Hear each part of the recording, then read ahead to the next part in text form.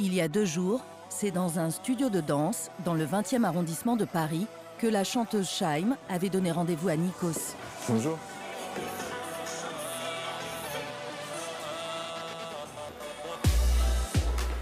Je veux pas déranger, hein, pardonnez-moi si je coupe la chorégraphie. Continue comme ça. J'aime beaucoup, il faudrait que je prenne le même micro. Hein. C'est pratique. Allez, ça va? C'est un plaisir, merci de m'accueillir. Bah, merci à toi. Mademoiselle. Je te présente mes fabuleuses et danseuses. Bonjour. Tu me laisses me changer parce que je vais remettre un truc un peu plus décent. Ok.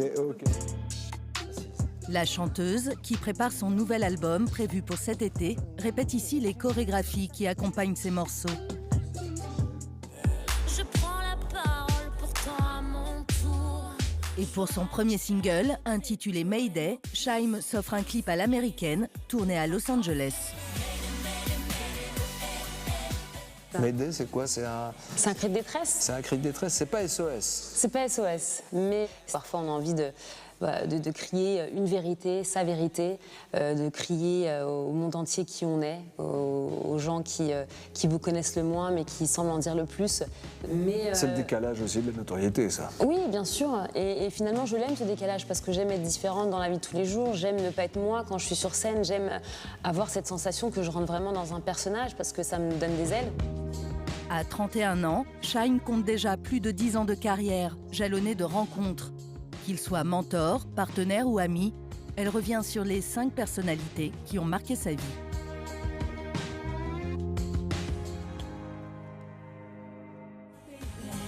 Tu dis que tu m'aimes sans problème, boy. You're my man, boy. On parle pas d'histoire de love. Ta vie est la mienne, boy.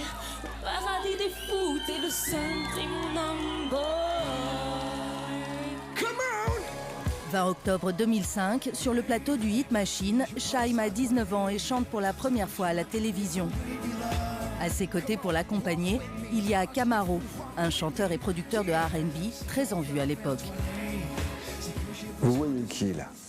Là, je vois Cyril, enfin Camaro, et bébé Chimie. Bébé Shaim qui se dandine, qui essaye de se donner une prestance, une contenance qu'elle n'avait absolument pas parce que j'ai été effrayée. Et ça se voit pas en fait, c'est ça qui est fou parce que moi je le sens parce que je me connais, je vois que j'ai les yeux qui vont à U et à Dia, je suis perdue. Avant ça, enfin même pendant ce temps-là, j'habitais encore chez ma mère, je sortais de mes études, et puis j'étais ultra timide. Une mère danseuse, un père passionné de musique, depuis son plus jeune âge, Tamara, de son vrai prénom, rêve d'embrasser une carrière artistique. Et c'est grâce à une maquette envoyée à une maison de disques qu'elle sera repérée par Camaro. Camaro, il vous prend par la main à ce moment-là? Cyril m'a été de très bons conseils, vraiment, parce que j'avais 19 ans, j'ai eu énormément de chance de le rencontrer, lui, le premier, à ce moment-là. Je me suis laissée guider, comme on fait souvent, parce qu'on se fie à son instinct, et puis finalement, le mien ne m'a pas souvent trompée, donc la chance. 2 ans plus tard, Camaro décide de lancer Shaim en solo. Et en quelques mois, son premier album est certifié disque de platine.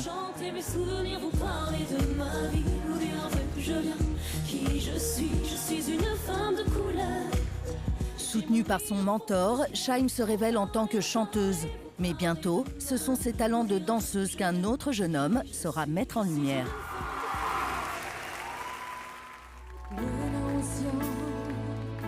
Moi, j'étais déjà en pleurs, là.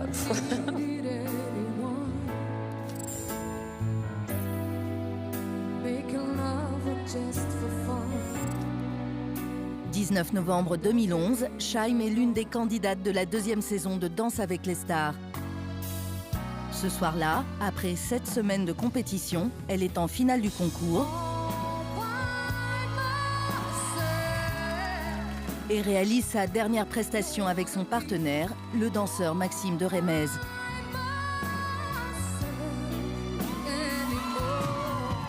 C'est la dernière danse, donc on en est conscient aussi.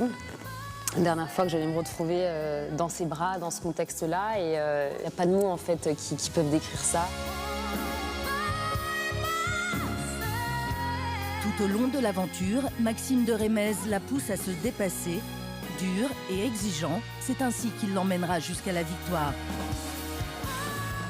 Ça a été une rencontre incroyable surprenante parce que je m'imaginais pas sur une émission de danse vivre autant d'émotions.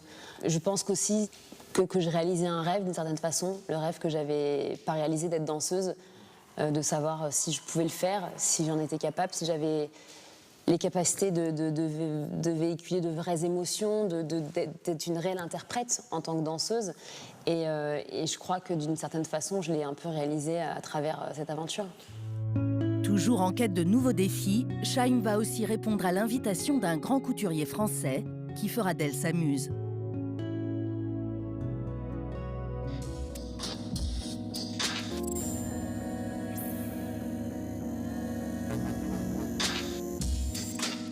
Nous sommes en 2011 sur la piste du cirque d'hiver.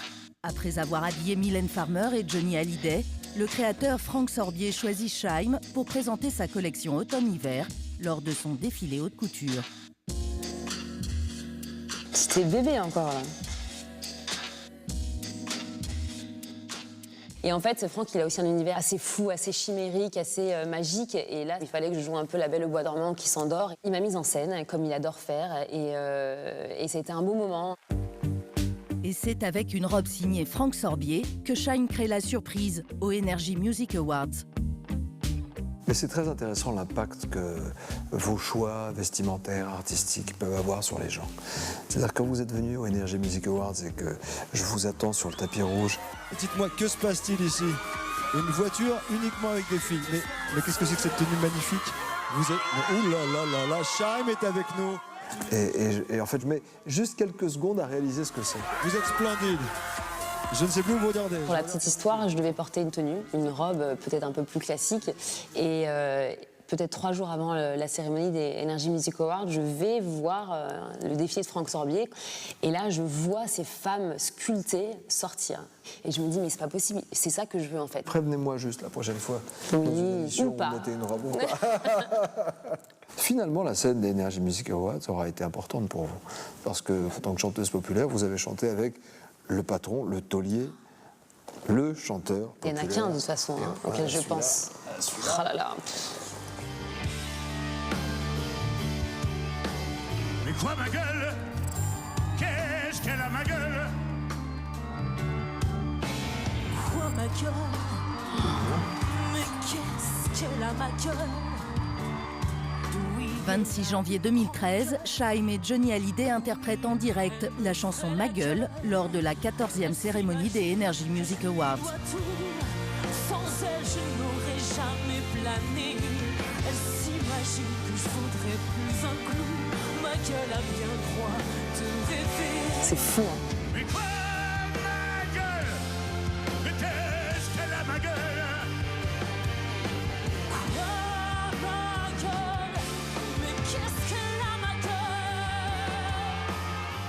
Avant, dans les coulisses, donc il est à quelques mètres de moi, on s'apprête à rentrer sur scène, etc. Et il a un truc magnétique, c'est vraiment le mot. C'est lui en fait, c'est l'être, c'est ce qui dégage, c'est son regard, ses yeux, il impose quelque chose quoi. Et je suis rarement intimidée par les gens de cette façon-là. Mais je ne veux même pas en parler. Une qui se fout bien de ma gueule. On vous connaît sur scène, vous êtes une showgirl absolue, mais d'être à la hauteur de l'invitation d'un chanteur comme Johnny, c'est une satisfaction. Bien sûr, je l'aurais jamais cru il y a quelques années. Et puis c'est que l'artiste le souhaite aussi.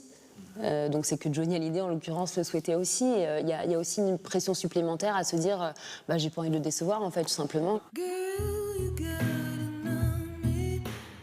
Si les rencontres artistiques ont marqué la carrière de Shy'm, c'est à l'un de ses proches qu'elle va bientôt vouloir rendre hommage.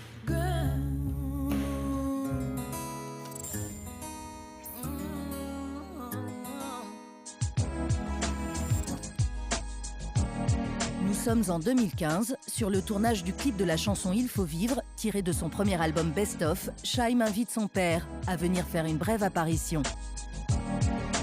Super heureux, super fier d'avoir pu participer à son film. Le Paps. En plus de la musique, père et fille partagent la même passion pour l'équitation. Je trouve qu'il a la classe, mon papa. C'est la première fois qu'on voit quelqu'un de votre famille, comme ça, publiquement. C'était un hommage à papa, un clin d'œil? J'avais envie, d'une certaine façon, de le remercier. C'est quelqu'un de très pudique, je pense que j'ai tenu ça de lui, donc on ne se parle pas beaucoup. On se dit beaucoup de choses avec les choses qu'on partage. Puis le cheval, je sais que lui, c'est une passion depuis des années. Et puis je savais que ça allait lui faire plaisir, surtout. Je vous trouve beaucoup plus libéré. Je crois que c'est un premier palier de sérénité. En tout cas, votre single sera présenté ce soir dans cette émission en direct de Clermont-Ferrand. C'est un Danse avec les stars un peu à part, avec les anciens, les danseurs. C'était un plaisir, ma chère Chaim. Ouais, c'est bien à la main comme ça, top.